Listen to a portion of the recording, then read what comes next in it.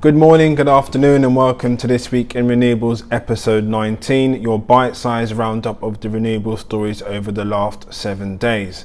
Why should you subscribe? Well, if you're anything like me, trying to keep up to date with all the news stories is very difficult, so why not just tune in to myself once a week when I'll be sharing all the latest news across solar, wind, hydro and anything renewables.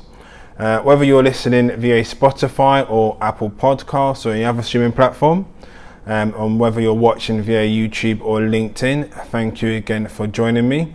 As I said, liking, sharing and commenting all helps with the visibility for this weekly podcast video content. Thank you very much for those who have done so already. The feedback on the mic as well has been very positive, so hopefully I've got it switched on. Let me just check. Yep, it's switched on and working, so the sound quality is a lot better. Thank you very much. Again, if you've got any recommendations or things you'd like me to include on This Week in Renewables, or any tips such as wear a mic, I'm willing to take on board. I'm always open to constructive criticism as well. Anyway, let's start off with some market news, and today something a bit different. We're going to look at some employment news, which is about time considering that I work in recruitment. So just to give you some news, quite interestingly, the renewables energy jobs grew to 12 million globally, and this is despite the recent pandemic and supply chain challenges. So this is really exciting. More than 12 million people around the world worked in renewable energy in 2020. An increase of 500,000 from the year before, and this is considering the significant impact of the coronavirus pandemic. The joint report, which was from the International Renewable Energy Association and the International Labour Organization, found that solar PV employs a third of all renewable energy industry at 4 million workers, followed by bioenergy, hydropower and wind. More renewable energy professionals are employed in China than any other country, 39%, followed by India and US of A. So quite interesting news there from an employment side. Some more news as well, this time coming from GE, and this is again on the employment side of things. Non-project related. They are to invest millions in attracting young engineers. A really interesting program they're doing here. They recently announced plans to invest $3.5 million, which is about 2.5 million pounds in today's exchange rate, in a bid to increase the diversity of young people entering the engineering in the UK. This investment is going to form part of its global Next Engineers program, which has a goal to attract over 3,500 young people aged 13 to 15 from all walks of life. The UK programme itself is going to be based in Staffordshire, where GE is currently operating 3 sites that design, develop and service products used throughout the power and renewable energy industries. The program itself again will provide students with first-hand experience of engineering and awarding financial support to pursue further educational career paths in engineering itself. So this is really good news. Anything that attracts the young people into engineering, and especially those from diverse backgrounds. So this is really exciting news. In a recent article, Kevin O'Neill, who is the president and CEO of GE UK, said that Next Engineers will provide a platform for Staffordshire's young people from different backgrounds to bring their unique perspectives to engineering and to help address these important issues, infusing and introducing them to hands-on learning experiences that they will need to pursue engineering careers. So again, this is really good news. And a bit more detail, Staffordshire is one of 4 global locations so far announced by GE, joining Johannesburg in South Africa, along with Cincinnati and Grenville in the United States. So That's a bit of an employment news across the renewables. Now moving on to some specific technologies and looking at solar energy. Lightsource BP, who have been mentioned a few times on This Week in Renewables. Lightsource BP, they have announced its first renewable energy projects in Poland, which is quite a bit of a trend I'm noticing at the moment. Lots of projects are coming up in Poland and seems to be a very active market, specifically in the wind and solar.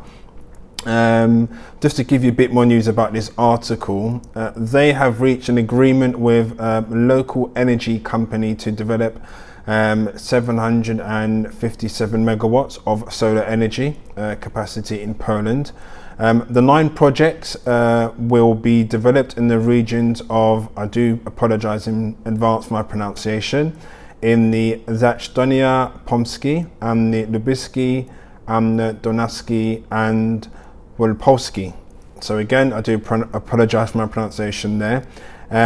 Approximately half of the capacity will begin to be constructed in 2022. The project itself, once completed, will power in the region of 350,000 households, which is really, really great news. Lightsource BP itself is aiming to expand its presence in the renewables market and to grab opportunities that are anticipated within the Polish market as the country expands its clean energy to address climate change. So again, this is really, really good news coming by way of Lightsource BP and Poland. Some more solar news, and this time coming from Engie. They have begun installing their 20 megawatt solar car park system at Volkswagen's Group France headquarters in Assen. The solar PV shading will provide cover for the group's vehicle fleet of 6,500 cars. Engie Green was successfully awarded 2 10 megawatt projects in 2020 and 2021 in calls for tenders launched by the Ministry of Electrical Transition. Their installation work started and will last 22 months. Engie Green will be financing the project in full with an investment of around 20 million euros and will operate the facility for 32 years. So this is really interesting news. The electricity produced will feed into the Enedis network. So again, some interesting news coming by way of France, this time in combination of Engie Green and Volkswagen. Some final bit of solar news. This time coming by Greece, and the German-Austrian JV of Stag Solar Energy Solutions, SENS to be shortened, will start construction of the 480 megawatt PV parks in Greece next year. Just to give you some information about the project, the scheme, which is being carried out with the LSG group from Vienna, will comprise of 12 project clusters with a total of 25 sub-projects. SENS will act as the project developer and will be responsible for the planning, construction and OEM services of the systems. The long-term financing partners Green Source and Core Value Capital are also involved. Just reading some more news about the article here, and Christian Kinshand, who is the head of project development at SENS, commented, "We are pleased to be able to contribute to the restructuring of the energy industry and thus the CO2 savings in Greece together with our partners." So again, congratulations to all those involved on that project, and good to see some solar news coming by way of Greece. This time moving from solar to a bit of battery storage, and Georgia Power state has made approvals for a 65 megawatt 260 megawatt hertz battery storage project. Southern Co, which is an owned utility, Georgia Power, is going to build and operate the first standalone battery storage systems in the state's transmission grid. Some more news here. The Georgia Public Service Commission has approved plans for the Mossy Branch battery facility. The site will be on a 2.5 acres in Talbot County near Columbus, GA. It will be connecting Georgia's integrated transmission system and will be part of a Labour Future 80 megawatt battery energy storage portfolio already approved in Georgia's Power 2019 integrated resource plant. So some interesting news coming by way of Georgia and the battery storage sector. Moving on to some wind, and NextEra Energy Partners has entered into an agreement with a subsidiary of NextEra Energy Resources to acquire 50% interest in approximately 2,520 megawatts renewable portfolio. In conjunction with the acquisition, NextEra Energy Partners has also entered into approximately $824 million convertible equity portfolio financing with Apollo Global Management. The portfolio will consist of 1,600 roughly megawatts of wind, which is 7 projects to be precise, and a further 1,000 megawatts of solar power projects, which is roughly 6 facilities broken up. A bit of information here. The wind farms are the 510 megawatt White Mesa and the 300 megawatt Habit in Texas, another 301 megawatts in the Irish Creek, and 99 megawatts in Kansas, a further 250 megawatt project called Little Blue in Kansas, and a further 3 projects in Oklahoma and New Mexico. The solar plants are in a combination of Cool Springs, Georgia, Nevada, and Tennessee and Connecticut to be precise. So interesting news there coming from America and NextEra.